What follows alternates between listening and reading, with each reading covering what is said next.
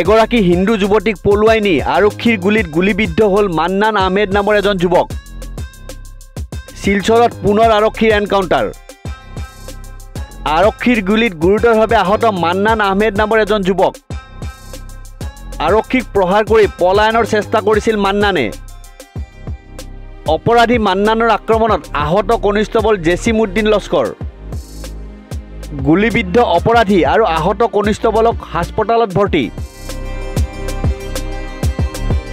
ৰবিবাৰে পুৱতি নিশা কাছাৰৰ লক্ষীপুৰ শিৱপুৰত সংঘটিত হৈছে এক এনকাউণ্টাৰৰ ঘটনা।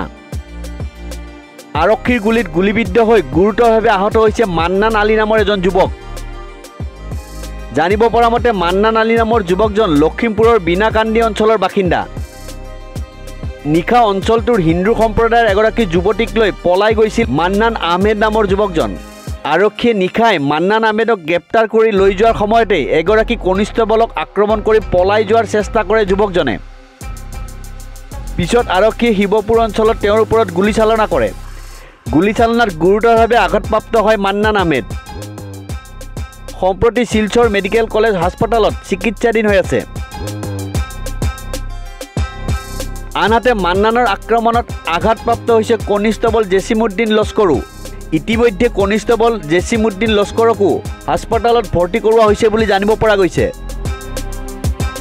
বিনাকান্দিত যোৱাকালি এটা চিৰিয়াছ ল এণ্ড অৰ্ডাৰ চিটুৱেশ্যন এটা উদ্ভৱ হৈছিলে। তাত এগৰাকী ছোৱালীক, এগৰাকী 19 বছৰীয়া ছোৱালীক, চাহ বাগিচাৰ ছোৱালীক এগৰাকী স্থানীয় এগৰাকী যুৱকে, তেওঁ ইতিমধ্যে বিয়া বাৰু কৰোৱা ল'ৰা ছোৱালী আছে, আৰু ছোৱালীজনীক কিডনেপ কৰি লৈ যায়। তাৰ ফলত স্থানীয় ৰাইজে তাত কেইবাশ লোক গোট খাই তাত এটা উত্তপ্ত পৰিস্থিতিৰ সৃষ্টি কৰে। সেই সময়ত পুলিচৰ সৈতেও যিসকল এজিটেটেড লোক আছিলে তেওঁলোকৰ মাজত হতাহতি হ'ল।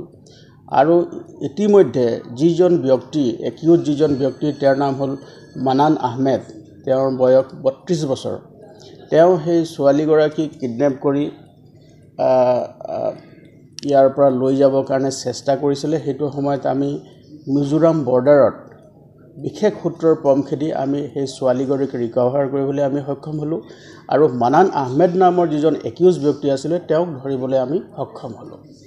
আৰু ৰাতিয়ে আমি যেতিয়া সেইজন ব্যক্তিক আমি লৈ আহোঁ বাছকান্দি আউটপোষ্টত, যেতিয়া লৈ অহা হয়, বাছকান্দি আউটপোষ্টলৈ লৈ অহা হয়, সেইটো সময়তে ৰাতি প্ৰায় 2টা বজাত যেতিয়া তেওঁক চিকিৎসাৰ কাৰণে লৈ যোৱা হয়, মানে নৰ্মেল চিকিৎসাৰ কাৰণে যেতিয়া লৈ যোৱা হয়, সেই সময়ত শিৱপুৰ নামৰ এটা অঞ্চলত, মৰগাং শিৱপুৰ বাছকান্দিৰ এটা অঞ্চলত তেওঁ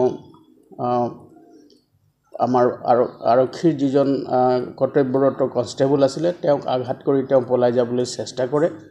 আৰু পলাই যাবলৈ চেষ্টা কৰি তেওঁ বহু দূৰ দৌৰি যায়। পুলিচে তেওঁক বাৰম্বাৰ তেওঁক ৰ'বৰ কাৰণে নিৰ্দেশ দিয়ে। তেওঁক ৰ'বৰ কাৰণে ৱাৰ্ণিং দিয়াৰ পিছতো তেওঁ নৰৈ, তেতিয়া পুলিচে উপায়ন্তৰ হৈ এটা ব্লেংক ফায়াৰ কৰে। আৰু ব্লেংক ফায়াৰ কৰাৰ পিছতো যেতিয়া তেওঁ নৰয়, আৰু তেওঁ ওচৰতে মানে যিটো পথাৰ আছিলে, আৰু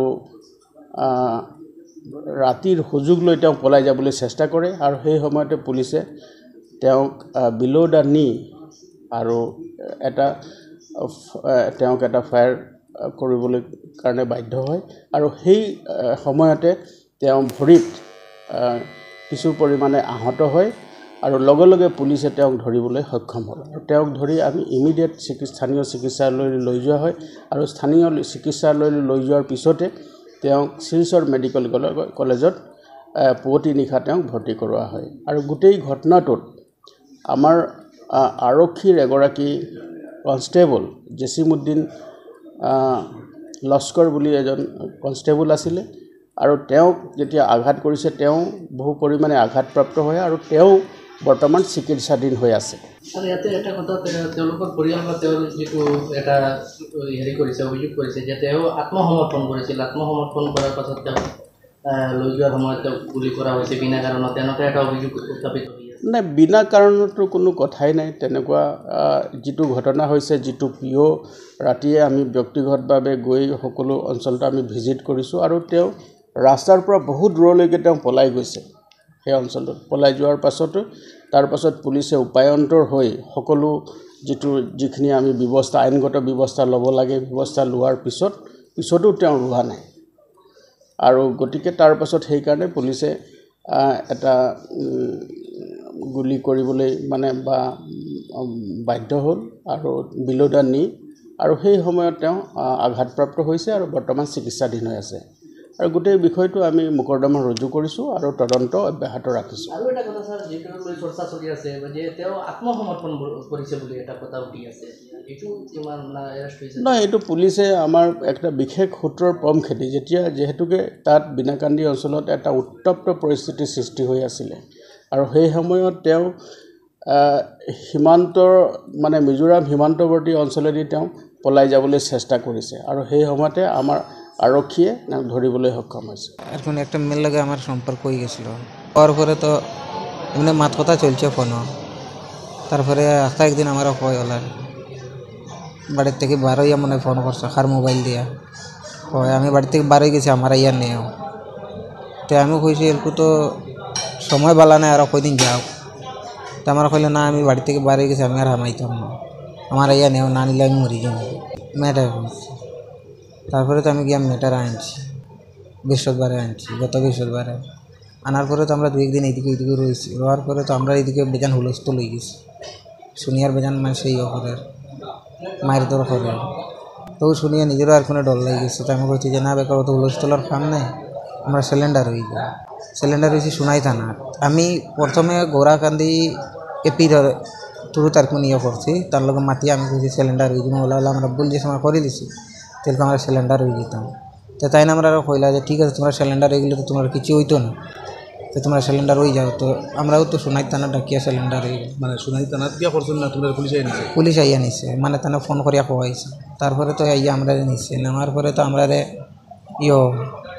সোনাই আনছে সোনাই আনার পরে তখন থেকে আমরা দিলাইছি শিলচার আইয়া মনে মনে মেডিকেল টেস্ট হয়েছে মেডিকেল টেস্ট হওয়ার পরে আমরা দুজনে আনছি সদর থানা থেকে তারা মনে হয় ইয়ত দিলাইছে নাকি এটা উজালা নাকি তা দেওয়ার পরে আমার নিচে গিয়ে তোমার বাঁশকান্দি সদর থানার থেকে বাঁশকান্দি নিয়ে তো কত সময় রাখার পরে আমার নিচে লক্ষ্মীপুরের লাগে বাড়িয়েছে লক্ষ্মীপুর থানার লাগে মানে প্রায় 2:30 বাজে ইয়ে করছে মানে তো ফোনও তো কত কিতাব মাতামাতি চলে আর লোক কিতাব মাতের মনে হয় ওনা ইয়ার ওনা যে ইয়ার তা করিয়া কইলা আলিপুরের রাস্তায় যে আলিপুর মিশন যে ওনা গিয়া তামাইছে তামানোর পরে ফিরবার গাড়ি ব্যাক করিয়া তারপরে শিবপুর গিয়াও তো আমার লামাইয়া পাও গুলি মারছে গাড়ি থেকে লামাইয়া গুলি মারার পরে আমার এনেছে গিয়া লক্ষ্মীপুর নিয়ে তো সিলাই উলাই দিয়ে আবার সকালে আনি দিয়েছে শিলচার আনিয়ে অ্যাডমিট করা হয়েছে মেয়েটার বাড়ি হলো ইস্কাটপুর আর মেয়েটার